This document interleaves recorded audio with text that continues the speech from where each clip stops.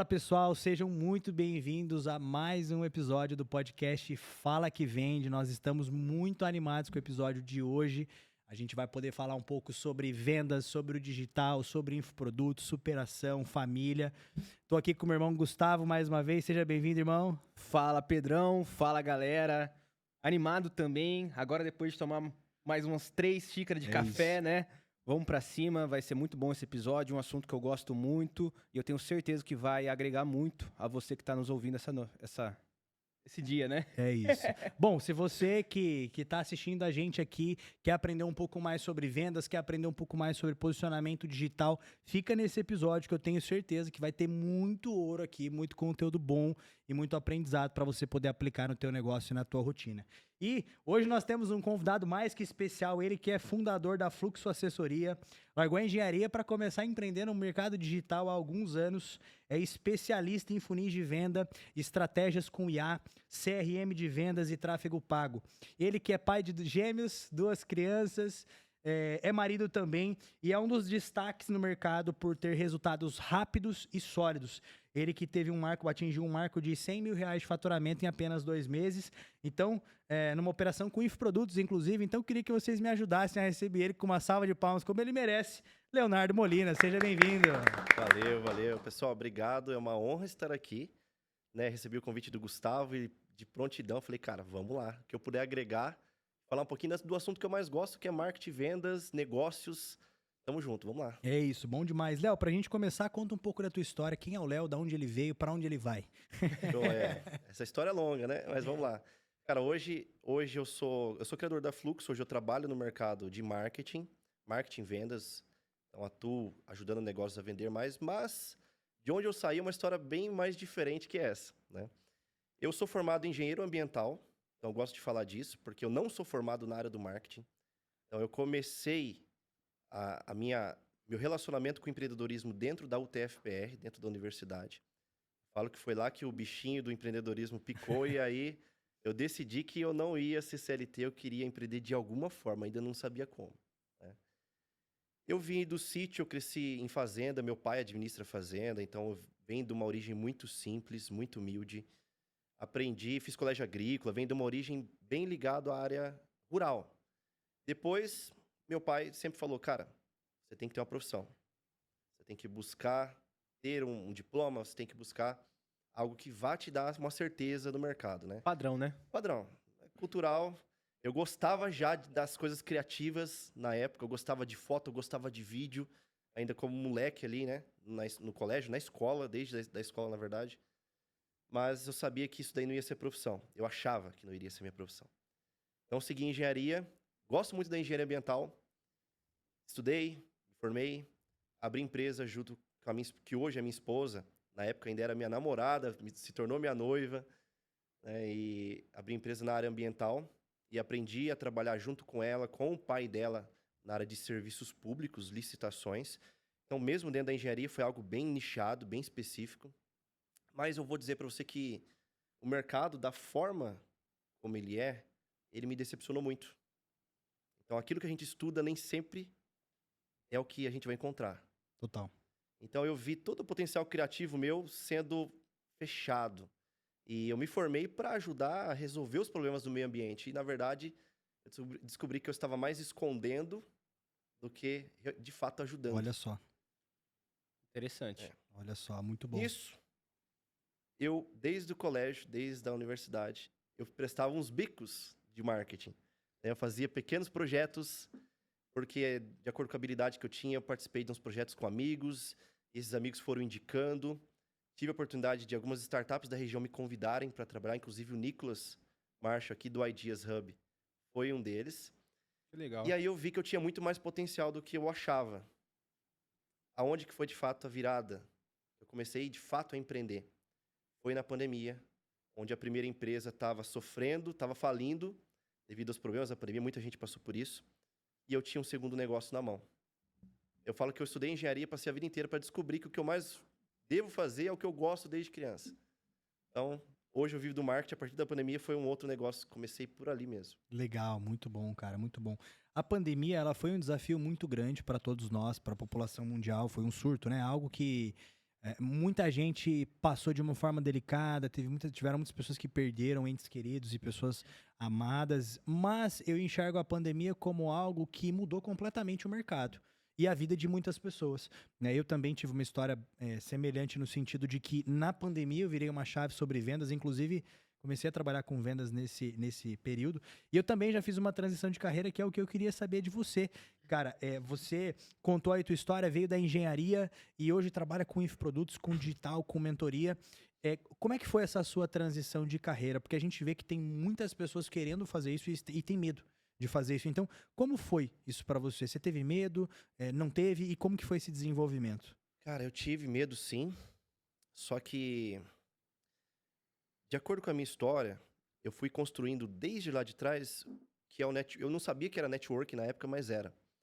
Então eu fui construindo um nome, e eu fui construindo respeito pelas pessoas que conheciam a minha habilidade e meu trabalho. Então, quando eu decidi iniciar a Fluxo, ali em 2020, no meio da pandemia, sim, eu tive medo, só que ao mesmo tempo eu já tinha todo o caminho criado. Todo o network que eu vim fazendo anos já era basicamente a carteira de clientes. Então eu já tinha um negócio pronto. Mas não vou dizer pra você que não fiquei com medo, cara. Fiquei. Naquele momento, acho que todo mundo, né, passou por isso.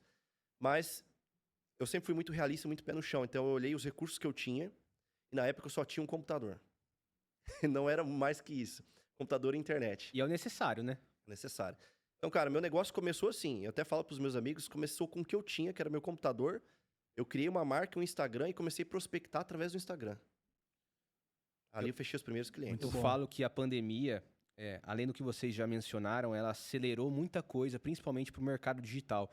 Então, a gente vê, por exemplo, na advocacia, até então, era muita exceção as audiências ocorrerem de forma virtual. Era realmente a exceção. Sim. Hoje, as audiências já ocorrem de forma virtual. Hoje você consegue prospectar clientes de forma virtual. Então, para começar, até na advocacia, que é uma profissão mais tradicional, você, depois da pandemia, consegue com o notebook ter essa possibilidade. Da mesma forma que em várias outras áreas. Então, a questão de videoconferência, de reuniões por videoconferência, a gente vê que isso, a pandemia acelerou muito. É algo que eu acredito que o mercado ia chegar no que é hoje, mas a pandemia fez com que isso se acelerasse muito. Sim. E abrindo muitas possibilidades para quem quer atuar nesse mercado que você atua, que a gente atua. Você falou de um ponto muito interessante que eu acho importante ressaltar, né? Que você teve medo, mas mesmo assim você agiu. Foi com medo mesmo, né? Mais ou menos assim. Com medo mesmo. E eu vejo que a pandemia, e não só a pandemia, mas o acesso à informação, a velocidade com que as coisas se propagam hoje na internet, nos gera um pânico. E é importante entender a diferença de medo e pânico, né? Medo é questão de sobrevivência. Você não vai atravessar a rua sem olhar para o lado, porque você tem medo de um carro vir e te acertar. Então, medo é sobrevivência, medo é fundamental. A diferença é quando as pessoas não têm esse autoconhecimento e esse domínio de si e essa consciência de que o medo é fundamental, e aí se torna pânico, que é uma coisa que você não deixou acontecer e foi com medo mesmo. Então, vejo muita gente, às vezes, deixando de viver coisas boas por ter medo, né? E aí esse medo, ele vira um pânico e a pessoa se trava, é bem complicado. O medo trava tudo na nossa vida, O na medo verdade, trava né? tudo. Cara, qual que é a tua visão sobre o marketing digital? Que você veio aí dessa construção na pandemia, o marketing digital já é uma coisa quase que uma década, né? Já existe há mais de uma década, na verdade. Nós estamos falando aí de Hotmart, que já tem mais de 10 anos. A gente está falando da QIFI, que também tem vários anos. Então, o mercado do marketing digital em si, ele já é um mercado de mais de 10 anos. Qual que é a tua visão sobre o marketing digital? O que você enxerga dele? Cara, hoje, pra mim, pra quem vive isso, todos os dias eu presto serviço ali pra diferentes empresas, que usam o marketing digital, né? Eu falo que já não é mais um diferencial, cara, é algo essencial. Total. Não ter hoje marketing é nitidamente perder espaço. É perder mercado, é perder visibilidade, é perder um dos 3 P's do marketing, que é a praça. Hoje a praça é o digital. Então você tem que usar de alguma forma, para mim é essencial. Então é algo que se tornou indispensável e claro que a pandemia acelerou totalmente isso. Muito bom, muito bom. E perder dinheiro também, né? É deixar dinheiro na O mesa. resultado aí vai pro bolso, né? E que na verdade, se for analisar, sempre foi assim. Sempre teve a necessidade de das empresas fazerem marketing. Isso sempre foi necessário.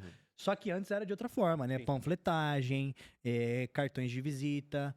não era digital, mas existia necessidade, o outdoor, enfim. Né? Eu lembro quando a gente estudava no colégio no Santa Cruz, que sempre tinha um pessoal lá fora distribuindo um panfleto de um evento que ia ter no teatro ou qualquer coisa do tipo.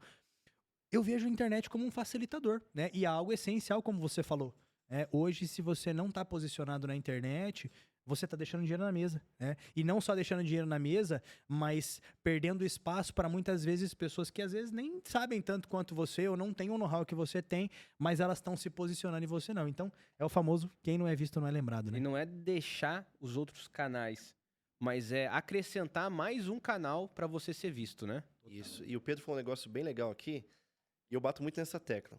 Ele falou, antigamente tinha outdoor, panfleto e tudo mais. Ainda a consciência do brasileiro sobre o marketing é muito pequena, cara. Então, ainda hoje, pequenas empresas usam o marketing digital como se fosse o marketing físico. Eles querem, de fato, panfletar. Então, esquecem de criar o que eu chamo que é o funil de vendas. As empresas querem fazer marketing, mas não pensam numa estrutura de funil de vendas, de processo, dentro do próprio marketing.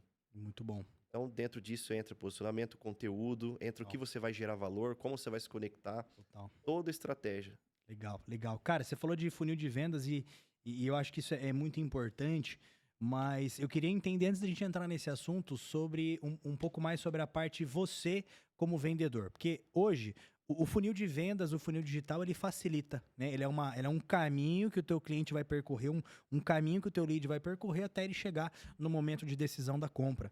Mas para você montar um bom funil de vendas, para você montar uma boa estruturação de conteúdo, você precisa saber vender. Antes de você se tornar empreendedor, você se via como um vendedor e qual era a tua visão sobre vendas? Não, era péssimo. Eu era um engenheiro. Sabia fazer projeto. Resumiu já. Sabia fazer projeto, era excelente em calcular um custo-benefício, em mapear as coisas, mas eu não sabia vender. E aí, isso é o problema da maioria dos profissionais ainda hoje.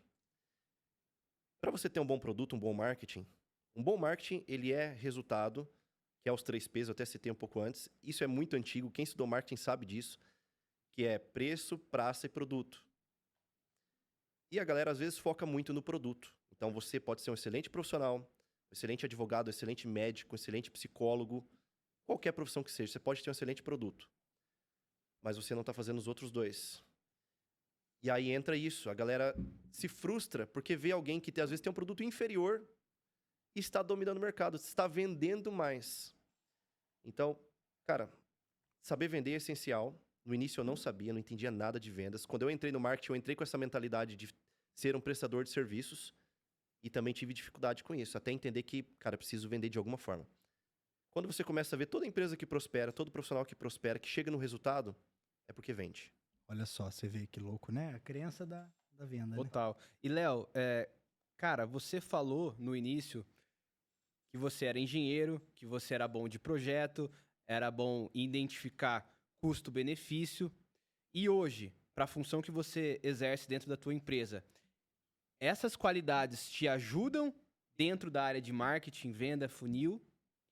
Isso contribuiu para você, para o que você é hoje? Saber identificar esse custo-benefício, saber executar projeto? Conta um pouco para nós sobre isso. Sim, Gustavo, totalmente, cara. Inclusive, esse é um dos pontos que nossos clientes nos elogiam muitas vezes. Porque a gente faz as coisas de uma forma simples, clara e objetiva, que é a visão do engenheiro. Né? O engenheiro, a gente fala, até tem uma piada assim, né? Como é que um engenheiro e um matemático calculam quantos metros tem um rolo de papel higiênico? O matemático vai lá, divide as folhas, calcula o peso, calcula a espessura e soma tudo. O engenheiro desenrola e mede no pé. Então, o engenheiro ele tem uma visão muito prática, muito clara. Isso dentro do marketing, para nós, é uma vantagem. Porque o empresário brasileiro, muitas vezes, não tem essa habilidade. Então, até os termos que nós usamos, a forma que nós explicamos para os clientes, os projetos, como ele vai ter retorno, como ele vai ter resultado financeiro daquele projeto que está sendo executado, é uma forma muito simples. E nisso a gente consegue ganhar mercado também. Muito bom, muito bom. Cara, eu compacto muito com isso que eu vou te perguntar agora, que é sobre o fato de você vender um produto, no caso um serviço, que tem por objetivo gerar faturamento. Na nossa empresa, na Roper, nós também atendemos o varejo, o atacado, o lojista. Então, eu não vendo um serviço, eu vendo um produto, nós vendemos um produto lá, mas com o objetivo de gerar faturamento para o nosso cliente. Como você enxerga isso dentro do mundo dos serviços, né? Hoje você vende um serviço digital que tem por objetivo aumentar o faturamento do seu cliente. Qual que é a tua visão com relação a isso? Bom, aí a gente fala que é o serviço que a entrega é o resultado, né? Isso é muito complexo porque cada empresa tem um processo, tem a sua estrutura diferente. Então, quando a gente vai fazer, por exemplo, a estrutura de tráfego pago, de captação, de automações, de CRM, eu, de fato, tenho que entrar dentro da empresa. Tenho que entender os desafios que tem. E não é só captar o lead.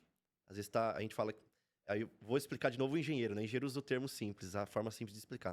Não adianta eu encher o balde do empresário se o balde está furado. Total. E aí nós vamos identificar também, muitas vezes, onde que está o furo nesse balde. Onde que ele está perdendo a oportunidade. Pode ser na venda, pode ser no produto, posicionamento do produto, pode ser na comunicação, pode ser na recompra, no pós-venda. E aí hoje, esse ano especificamente, 2025, nós entramos com 2 soluções novas.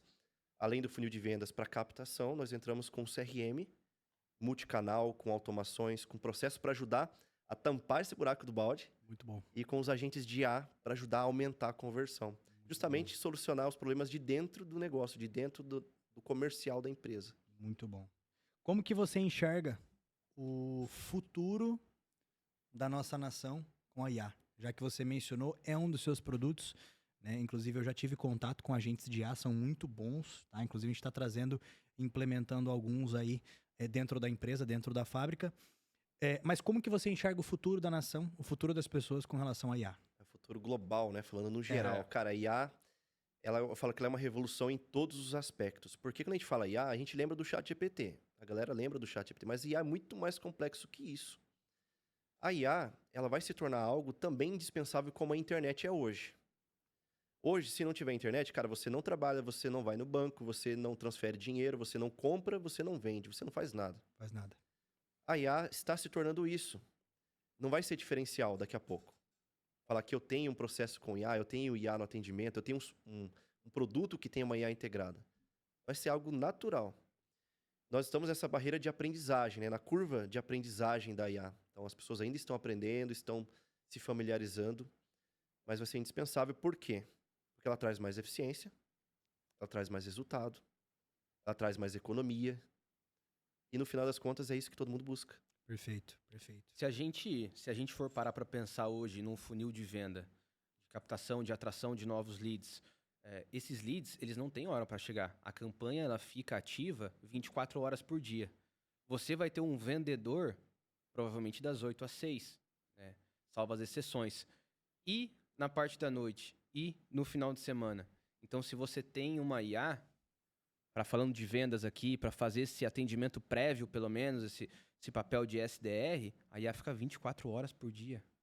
Então, Exato. Você não deixa esse lead. A gente sabe a importância de não deixar o lead esperando. O lead não pode esfriar, né? Então, se você consegue pelo menos manter ele quente no período da noite ou no final de semana, para daí o teu vendedor chegar e atender ele na segunda de manhã ou no dia seguinte, pô, IA já desempenhou um papel de quanto você ia gastar com o colaborador para fazer isso. Muito bom. E isso para todos os negócios, né, Gustavo? A gente está numa geração onde tudo tem que ser mais rápido, mais imediato. Você pensa nos nossos avós, cara.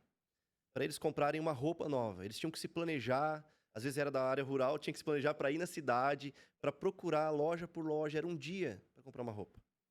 E era a mentalidade da época. Não tinha ferramentas para fazer mais rápido. Hoje, nós sabemos que tempo é dinheiro e todo mundo quer economizar tempo.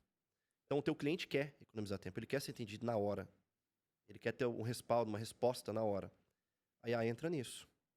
Primeiro, ela não cansa.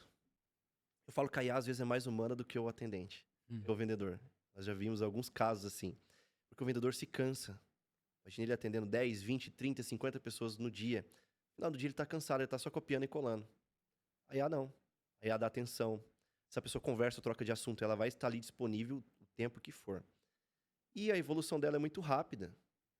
Então, hoje, ela já escuta áudio, ela interpreta imagens, ela conversa de outros assuntos, se o cliente falar desses outros assuntos. Já tem IA que retorna por áudio, que retorna a ligação. A gente quer implementar isso em breve também. Você grava até a própria voz, né? E ela usa a tua voz, né? Então, se torna... É antiético falar isso, mas quem vai perder espaço para IA é o vendedor medíocre. Aquele que não está sabendo como usar a IA ou trabalhar em conjunto com ela. Esse, de fato, vai perder espaço, não só o vendedor, mas em outras áreas também, outros profissionais. Esse já tá perdendo, né? Já está. Mas eu acho assim, a minha visão sobre a IA, ela é muito boa, ela é uma ferramenta, ela é um meio que facilita muito a gente ganhar tempo. Eu acho que a única coisa que ela não tem é o emocional, né? Que é uma coisa que nós, seres humanos, temos e como vendedores nós precisamos trazer. Afinal, a gente sabe que venda é emocional. Ninguém compra nada por razão. A gente compra as coisas pela emoção e justifica pela razão. Então, sabendo disso, eu posso usar a IA, por exemplo, como um SDR. Eu posso usar a IA como um topo de funil para captar esses leads. Eu posso usar a IA para fazer uma retomada de contato mensal, para fazer uma retomada de contato por e-mail, disparos de e-mail automáticos. Mas eu acho que é muito importante entender isso. Uhum. A parte emocional, graças a Deus, o robô não tem. É. E senão ele ia dominar tudo. Então, eu acho que, se não dominar, né? Mesmo assim, sem ter, acho que vai dominar. Mas eu acho que nós, como vendedores, é isso que você falou. A gente tem que ter a IA atrelada, a gente tem que usar ela como um meio, como uma ferramenta, mas não esquecendo da parte de desenvolvimento pessoal. Nós, seres humanos, com autoentendimento, autoconhecimento, para poder gerar conexão e entender a real necessidade do cliente. Perfeito. E aí o vendedor que vai se destacar nessa nova era é esse cara que aprende a se relacionar, que aprende a criar conexão, que aprende storytelling. Porque a IA faz o pré-atendimento e ele tem mais tempo para dedicar para os melhores clientes e fazer uma venda muito mais bem Perfeito. feita. Ela veio para... A IA, ela vai fazer com que o bom vendedor se destaque ainda mais no mercado. Perfeito. Perfeito. Porque aí o bom vendedor, chega um momento, em determinadas compras ainda, principalmente compras de valores mais altos, a pessoa ela quer o atendimento humano. Então ela pode estar falando com a IA naquele primeiro momento, mas ela está falando para justamente ser qualificada e chegar a falar com o vendedor. E aí a IA vai capacitar e vai valorizar ainda mais esse bom vendedor que consegue criar conexão, igual você falou, se relacionar. Então ela vai separar o joio do trigo. Muito bom. Perfeito. Definiu exatamente o que eu acredito também. Exato. E a gente tá falando disso, e aí você citou o funil de vendas, e eu acho que é uma dúvida muito comum das pessoas, cara, da maioria delas. Como você falou, a população brasileira e a população mundial ainda não se familiarizou nem próximo de como pode com a inteligência, com a internet, com a produção de conteúdo e posicionamento. Explica pra gente o que é um funil de vendas, porque é uma dúvida muito comum de muita gente. Você quer que eu explique como marqueteiro ou como engenheiro? Eu quero que você explique da forma mais fácil possível. Mais Como fácil Leonardo possível. Molina. Isso. Cara, eu falei dos nossos avós, por exemplo. Eu vou dar esse exemplo. Funil de vendas é em tudo. Não é só no digital. Não é só ali no software, no programa de gerenciamento. Funil de vendas são as etapas de consciência e desejo. Explicando é isso. Vou dar um exemplo. Nossos avós iam lá, olhavam vitrine por vitrine, achavam uma peça que queria, entrava na loja, pedia para o vendedor trazer, provavam, compravam o que ele precisava. Esse era o funil de vendas. São as etapas que ele seguia. O que acontece hoje no marketing, no tráfego pago, que é o que a gente mais faz ainda? A galera quer anunciar direto à venda. Quer pular todas as etapas. E até você consegue captar pessoas que estão no fundo do funil, mas você concorre com todo mundo. Você tem mais desafios para vender dessa forma. Então, funil de vendas mais simples. Entender quais são as etapas para o teu cliente ideal, para o teu público ideal, para o teu produto. O teu produto é um ticket mais alto, é um ticket mais baixo, tem um processo de venda mais longo, tem mais cadência de venda, ou é mais curto, mais rápido, mais emergente. Sim. A hora que você entender isso, você vai definir as etapas desde o primeiro contato, desde o primeiro oi. Faz sentido. Essa é a forma mais simples de entender funil de vendas. Muito bom. E high ticket ou low ticket? Cara, os dois. Fala mais. Os dois. Por quê? Hoje, por exemplo, a gente tem profissionais e empresas se posicionando num produto mais alto. Então, e produto de um ticket mais alto depende também do mercado. Tem mercado que 10 mil é low ticket. Tem mercado que 100 mil é low ticket. Só que você ter uma estrutura onde você consegue desenvolver diferentes produtos vai te dar a possibilidade de atingir o público de uma forma diferente e de criar o funil de vendas. Faz sentido. Então, uma estrutura muito comum hoje. A galera desenvolve funis com produtos low ticket como a primeira etapa do funil. Como isca, né? Como isca. Só que por que não dar de graça a isca? Também tem conceitos atrás disso, por trás disso, né? Uhum. Você desenvolver produtos que agregam um valor que geram autoridade, mas já cobram alguma coisa. Para que desde o início você atraia um público que tem a mentalidade de investir naquele segmento, naquele produto que você está fazendo. Muito bom. E aí, ô Léo, é bem interessante isso que você mencionou, e você falou no início da sua fala sobre conhecer o cliente ideal. Qual é a importância de conhecer esse cliente ideal para você desenvolver um bom funil de vendas? Eu acho que é a coisa mais importante de tudo num funil de vendas. Se você não conhece o cliente ideal, você vai anunciar produto, você vai anunciar o que todo mundo está fazendo. Se você sabe exatamente quem é seu cliente, e aí quando eu falo exatamente, é tudo na vida desse cara. A história dele, quais são os desafios dele, o que é importante para ele, o que ele está vivendo no momento. Ele está no momento de crescimento profissional, ele está no momento de criar patrimônio, ele está no momento de proteger a família, ele está no momento de aposentadoria. Qual que é o momento dele?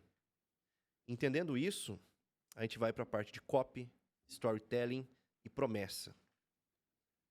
Um produto, ele pode ser bom e pode vender, mas se você trabalhar uma promessa para um público ideal, entendendo todos os pontos que é importante para esse público, aí você vai vender muito mais. É atacar a dor certa, né? E aí é totalmente necessário para você criar um bom criativo, para você desenvolver uma boa copy, para você conseguir atrair clientes, para você conseguir usar essas dores na hora da venda. Então, eu também acredito nisso que você falou. Conhecer o cliente seu cliente ideal é essencial. E aí, a partir disso, como você pensaria em desenvolver uma esteira de produtos ou serviços para esse cliente? Tá. E claro que isso vai depender muito do negócio, de qual negócio a gente está falando, de qual produto a gente está falando. Mas, primeiro, entender toda a cadeia de produtos que já existem. E conseguir encaixar esses produtos de forma a criar mais relacionamento, para criar um LTV mais alto, né? Um cliente que compra, recompra, indica. E depois disso, ver se tem outras formas de criar entradas mais fáceis desse cliente. Então, vou dar exemplo. Eu atendo uma empresa da área de treinamentos. E eles têm um programa de treinamento. Esse programa tem um ticket de aproximadamente uns 30 mil. Hoje. Só que a gente pode captar diretamente para o programa, para fazer uma reunião, vender o programa direto. Mas a gente pode usar uma estratégia de workshop por R$ 97,00. Por R$ 197,00. Que se torna um produto low ticket desse principal. Eu posso criar um outro modelo de parceria com uma outra empresa.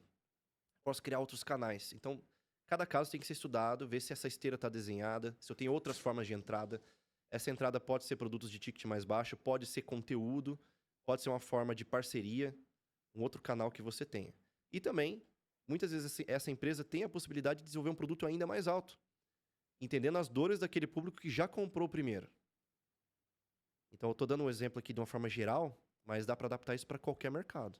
Muito bom, muito bom. Qual a principal habilidade, cara, que você acha que alguém precisa desenvolver ou ter, né? Desenvolver, vamos falar assim, para poder vender na internet, utilizar de funis de forma assertiva, enfim, toda essa parte necessária por trás daquilo que a gente mostra na internet. E agora a gente vai onde a IA não substitui o ser humano. Exato.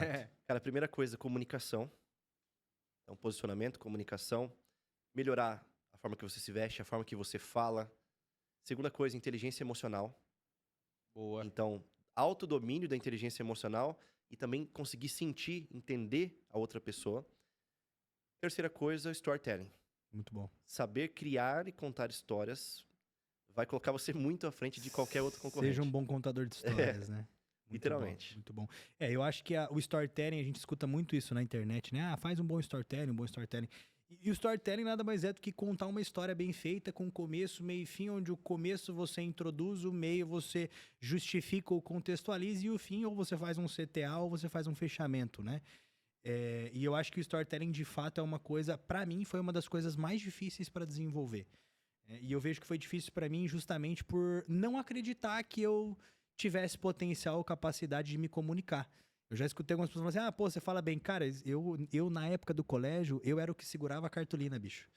Então, assim, é uma coisa assim, eu acredito muito que o que você falou, a comunicação ela é treinável e a comunicação ela te permite desenvolver um bom storytelling e, como consequência, se posicionar de uma forma estratégica no digital. Emendando nessa pergunta, cara, como iniciar no mercado digital? Pra galera que tá assistindo, às vezes tem interesse, tá pensando, e eu vejo que é uma pergunta muito comum, uma dúvida muito comum.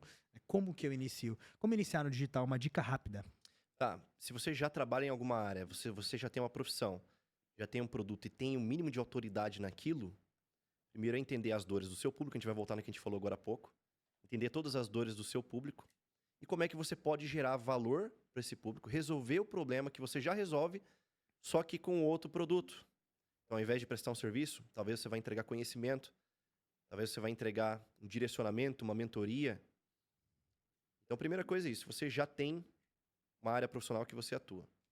Segundo, Léo, não tenho nada, eu quero começar. A forma mais fácil, eu acho que é como eu comecei, como prestador de serviço. E claro que você vai ter que aprender, você vai ter que ser bom. Você não vai vender um serviço que você não é bom. Então, conhecimento, ir atrás de onde estão as fontes boas de conhecimento. Muito bom. Treinamentos, mentorias. Eu investi em bastante coisa, eu dediquei muito tempo nisso. Tudo que eu fui aprendendo, eu fui transformando em serviço. Muito bom. Então, essa é a forma mais fácil e mais barata de começar, porque você só precisa achar quem tem esse problema e falar, eu posso te ajudar. Muito bom. E eu acho que até para se posicionar de forma estratégica, enquanto você não tem um produto propriamente Isso. dito, você pode documentar a jornada, né? Eu vejo que muitas pessoas às vezes têm essa dúvida. Pô, beleza, eu tenho um produto ou um serviço, eu tenho um negócio, quero me posicionar, mas eu não montei o meu produto digital. Cara, na minha visão, a melhor coisa é você documentar a jornada enquanto você ainda não tem o case de sucesso para criar o storytelling em cima disso, né? Documente a sua jornada, os seus bastidores, o seu lifestyle, a parte pessoal. E vai se posicionando, né? Vai postando conteúdo, vai movimentando as redes e tendo alguém, uma assessoria, uma consultoria para ir estruturando esse produto digital, né? E assim, para a gente se desenvolver em todas essas habilidades que a gente falou aqui, comunicação, criação de copy, até a oferta do seu serviço, a prestação do seu serviço, storytelling, é executar. Eu vejo um problema na sociedade de hoje que as pessoas... A gente tem muito acesso a conhecimento, mas muita gente consome esse conteúdo, consome esse conhecimento, mas não executa. Sendo que é na execução que a gente consegue lapidar tudo isso. Então o pessoal fica muito na zona de conforto. Igual o Pedro falou, ele era o cara que segurava a cartolina. Mas uma hora ele teve que ser o cara que apresentava, Não, e aí descobri que tinha facilidade para isso. O mais louco é isso. Então, às vezes a pessoa fala, eu não sou bom nisso, mas ela nunca fez. Total. Ela nunca colocou a cara a tapa. Ela nunca colocou a cara a tapa. A gente tem que executar, se expor a risco é muito importante para a gente crescer e desenvolver todas essas habilidades que a gente estava falando aqui hoje. Muito. E não, o próprio exemplo somos nós, o nosso desenvolvimento, né? A gente nasce e aí a gente só consegue fazer uma coisa quando a gente nasce, que é mamar no peito. Depois que a gente aprende a mamar no peito e a gente desenvolve a musculatura do masseter e toda a parte da mandíbula do rosto, né? Musculatura craniana, a gente começa a querer falar. Depois a gente começa a desenvolver a musculatura do resto do corpo e a gente começa a andar e cai, né? Então, é o que você falou. O nosso desenvolvimento humano, ele já retrata muito isso. A importância de você primeiro começar para depois aprender, para depois se desenvolver. Até porque a gente sabe que o corpo humano, ele aprende por repetição, né? Então... a própria jornada que nós temos na vida, a própria vida ensina que é importante começar, porque ninguém começa bom, ninguém começa sabendo, né? E todo grande empreendedor, né? Ele passou por esses desafios. A gente olha o cara grande hoje, mas se você for conhecer a história de verdade, o cara se lascou muito. O cara literalmente apanhou muito. Aí você tava falando ali da escola, você era o cara que segurava a cartolina. Eu já fui esse cara também, até o momento que eu percebi, falei assim, cara, eu preciso mudar isso. É isso. O que eu comecei a fazer? Levantar a mão pra tudo. Todo mundo Olha que chamava, eu levantava a mão pra tudo. Eu comecei eu tinha medo, eu ia tremendo, mas eu levantava a mão pra tudo. Isso começou a me destravar. Eu acho que aí começou o empreendedorismo Baita em mim. dica, hein? Baita dica, hein? Começar a levantar a mão pra tudo. Alguns anos depois, a gente tinha um projeto aqui em Campo Mourão, tava dando palestra para mais de 100 pessoas em outras universidades. Então você vê que o progresso começou ali, em se desafiar. E um exemplo legal que o Pedro trouxe na fala dele é o bebê quando começa a andar. A criança, quando começa a andar, ela cai. Mas ela não para de tentar andar. Ela continua até ela conseguir andar cada vez uma distância maior. Cada vez uma distância maior. Mas nessa jornada de aprendizado, até ela conseguir andar, ela cai várias vezes. E no empreendedorismo é isso. diariamente a gente vai cometendo erros, depois a gente vai evitando esses erros. Conforme a gente cresce, a gente comete novos erros, talvez a gente vai precisando de mais sofisticação, né? São erros maiores, mas a gente tem que continuar. Então, a jornada do empreendedorismo também é muito sobre essa resiliência de você, mesmo em meio a quedas, continuar fazendo aquilo que você acredita. E por que vocês acham que, se é a lei da vida, se a gente começa como criança, por que quando a gente fica adulto, a gente trava? Vocês conseguem raciocinar? Eu vou falar que eu acredito que a geração de hoje tem muito, devido à internet até, cara. Comparação, medo, auto-julgamento. Então isso trava qualquer um em qualquer área. Faz muito sentido. Cara, Sêneca diz o seguinte: estamos frequentemente mais assustados do que feridos. Sofremos mais pela imaginação do que pela realidade. Cara, isso faz muito sentido. Eu gosto muito da filosofia estoica, né? Mas olha que louco. A gente nasce e a lei da vida nos mostra que nós precisamos começar. Uma criança, ela não tem medo. Então ela continua tentando andar até ela conseguir, mesmo que ela esteja caindo. Na mesma coisa quando ela quer brincar com alguém, né? Ela vai procurando as pessoas até ela achar alguém que quer brincar com ela. E quando a gente cresce, quando a gente se torna adulto, na jornada do empreendedorismo, na jornada dos negócios, a gente não consegue aplicar a mesma coisa, que é a lei da vida. Olha que bizarro, né? E isso acontece por quê? Porque nós estamos mais assustados com aquilo que acontece na nossa mente do que com o que na realidade está acontecendo. Isso é muito louco, né? A criança, ela não tem o medo do julgamento alheio. Ela chora, ela cai, ela levanta, ela anda, ela dá risada. Quando a gente cresce, agora com as redes sociais, como você falou, né? É muita comparação. E aí é muito medo do que vão pensar. Ah, e se eu começar a produzir conteúdo, o que vão pensar? Ah, vão me chamar de blogueirinho, de blogueirinha. E daí? Orgulho, cara. E daí?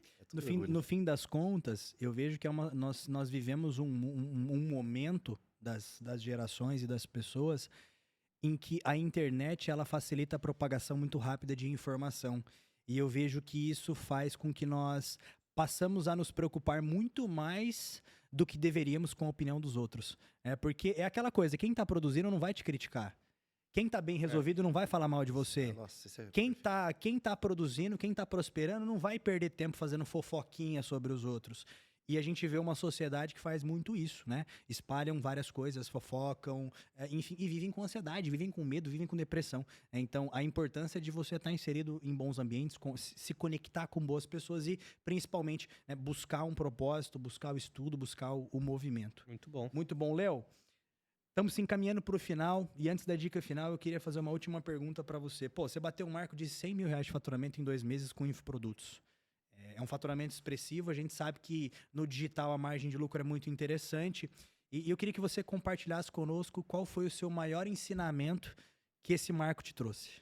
Isso é bem legal de contar, porque esse produto especificamente foi um dos primeiros que eu lancei, que eu testei, e eu fui fazer um teste, cara. Fui simplesmente pegar um produto para um público que eu já tinha, que eu já conhecia exatamente a dor que ele tinha, tudo aquilo que a gente falou aqui antes. Falei, cara, vou testar. Peguei uma metodologia e fiz simples. Eu não perdi tempo. Eu fiz toda a estrutura em um dia desse produto. Criativo, páginas, estruturas de venda, tudo em um dia. Eu só queria testar.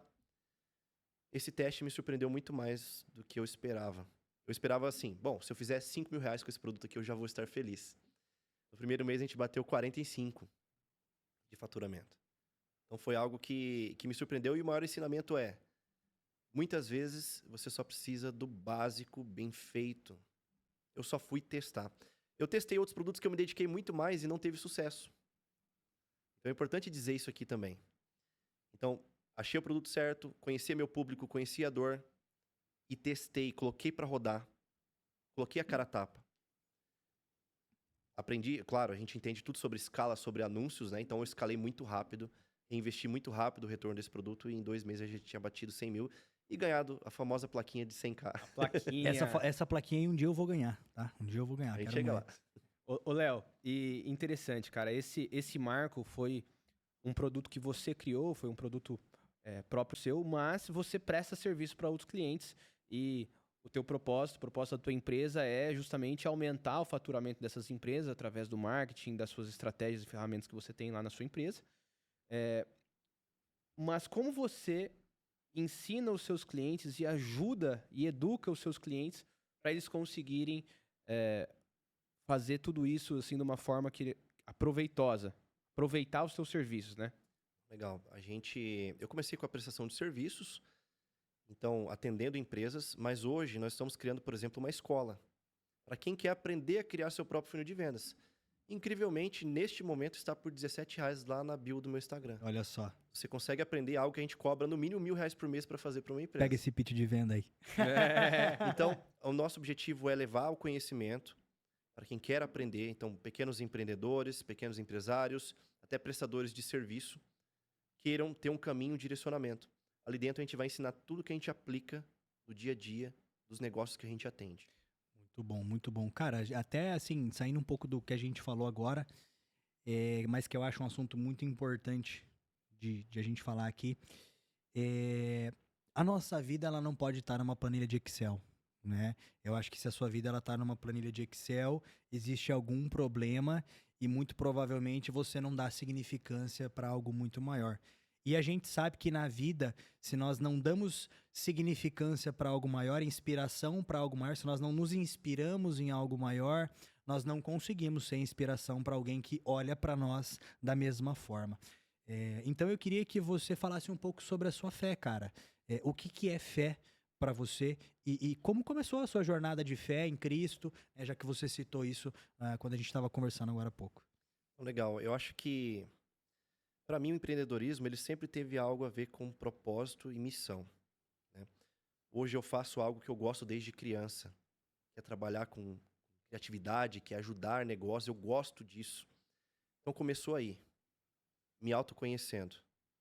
Depois de um tempo, eu comecei a ver que, cara, não é só isso. Quando eu ajudo uma empresa a crescer, a vender mais, eu estou ajudando um pai de família a dormir melhor, cara. Estou ajudando alguém a superar a crise. E aí eu comecei a entender que propósito é o equilíbrio entre o que você faz e o que o mundo precisa. Muito bom. Então, se você pode ajudar alguém com o que você faz, até isso é uma motivação para se vender. Eu falo que você quer destravar sua venda, cara, você tem medo de vender. Muita gente tem medo de vender. Entenda que se você ajuda as pessoas com o que você faz, se você não vende, você não está ajudando. Então, se você vender mais, você estará ajudando mais pessoas. Para mim, isso tem muito a ver com a fé, tem muito a ver com Deus. Eu comecei a me conectar mais com Deus recentemente, e quanto mais eu caminho em direção a Ele, mais eu vejo que o meu trabalho e a minha empresa têm propósito. Muito bom. Eu gostei muito dessa frase. Propósito é o que você faz que o mundo precisa. E assim, a gente sabe que muitas vezes as pessoas têm medo de vender porque elas vendem só pensando no benefício próprio.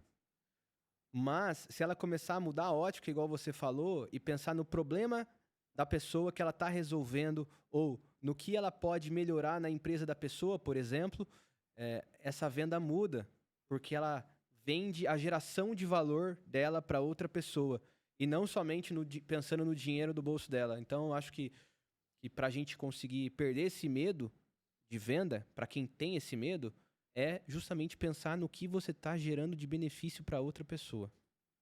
E eu acredito muito nisso. Se você é ético, correto, você não está enganando ninguém, você não está dando golpe em ninguém, cara, por que você tem medo de vender? Exato. Faz muito sentido, né? A gente somos solucionadores, né? Solucionador, então a gente soluciona a dor das pessoas como bons vendedores, né? E eu acredito que existem muitas pessoas que podem se tornar bons vendedores.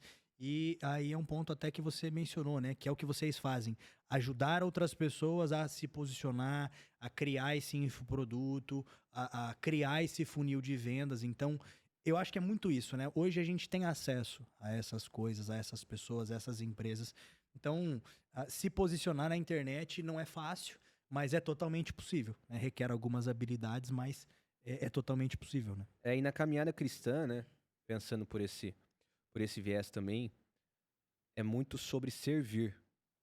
Então, para a gente trazer esse propósito da nossa caminhada, da nossa jornada cristã para os nossos negócios, é que a gente tem que servir. Nós fomos criados para servir. Jesus veio na Terra sendo Deus e sendo homem, para servir o próximo, para lavar os pés dos seus discípulos. Então, se a gente trouxer isso para os nossos negócios e pensar em, de fato, em genuinamente servir outras pessoas com os problemas que a gente resolve, eu acho que muda muito a ótica da venda. E a gente Total. começa a vender muito mais com propósito, igual você falou. O Tiago 1:22 fala sobre isso, né? Tiago 1:22 fala sobre sejam praticantes da palavra e não apenas ouvintes. Então eu acho que é muito isso, né? O propósito. Pô, se você entende isso, se você entende o que Deus quer para nossa vida, você entende que o teu propósito ele é muito maior do que você e que você precisa fazer as coisas que precisam ser feitas, independente de como você se sente. Porque afinal a tua missão, a minha missão, a tua, a nossa missão é sermos praticantes da palavra e não apenas ouvintes. E eu vejo que é um problema de muitas pessoas. As pessoas, elas se contentam com muito pouco quando a gente pensa em Cristo, e Cristo merece muito mais. Então, eu acho que nós precisamos realmente exercer a nossa missão aqui na Terra, que é cumprir esse propósito, falar de Cristo e nos conectarmos aqui com outros irmãos. É muito bom, cara. Queria que você deixasse uma dica final para quem tem um negócio hoje ou não, mas tá pensando em ir pro digital, tá pensando de repente em uma transição de carreira, não sabe por onde começar e nem como começar. Queria que você desse uma dica para nós aí sobre esse ponto. Tá. Cara, você me pegou de surpresa, mas deixa eu ver. Acho que a dica principal, cara, você tá em dúvida, eu quero ou levar a minha empresa mais pro digital, ou começar um negócio digital, ou criar um novo produto. Primeiro, entender para quem você vai servir, para quem você vai atender essa solução. Sempre pensar em solução e não em produto. As pessoas compram a solução, não compram um produto. Boa. As pessoas querem resolver um problema, elas não querem comprar um curso, elas não querem comprar um PDF. Entendeu? Então, chega direto para mim, pessoas falam, eu criei meu PDF, eu criei meu e-book, eu criei isso, mas não vende. E eu perguntei à pessoa, você já validou? Você já entregou isso para alguém? Para algum cliente seu atual? Você já perguntou o que as pessoas querem a mais nesse produto? E muitas vezes não. Então, enxergar a realidade onde você está inserido, né? Diminuir essa comparação, porque a gente vai para a internet e a gente vê moleques de 12 anos faturando milhões, né? Então, olhar, cara, primeiro onde você está, quem você pode ajudar, com as ferramentas que você tem. A partir daí, você vai começar a desenvolver a solução e pensar no produto. Muito bom. E aí, se você entender que a solução que vende não o produto, você vai achar um caminho. Muito bom. Isso deixa muito claro para nós que o fundamental no digital é você primeiro ter clareza daquilo que você entrega e principalmente daquilo que o seu cliente deseja, né? Perfeito. Muito bom, muito bom. Pô, muito bom essa conversa, né, cara? Gostei bastante Muito de ouvir bom. você. Não te conhecia, não conhecia a sua história, mas obrigado pela presença, obrigado pelas palavras, obrigado por dedicar um pouco do seu tempo aí para nós. E eu tenho certeza que agregou demais aí pra galera que assistiu. Demais, demais. Foi muito bom. Eu que agradeço a oportunidade e sempre que precisarem, conte comigo. Muito bom, muito bom. E esse foi mais um episódio do Fala Que Vende. Espero que tenha feito sentido para vocês. Se você assistiu até aqui e gostou desse conteúdo, encaminhe esse conteúdo para o máximo de pessoas, porque o Léo trouxe muitas dicas valiosíssimas, inclusive. Então eu tenho certeza que pode ajudar muita gente. Vejo você no próximo episódio. Tchau. Valeu. Bom demais, hein, Valeu, velho? Foi rapaziada. massa, hein, mano? Valeu, Foi valeu. top, hein? Esse foi fluido. Foi, velho.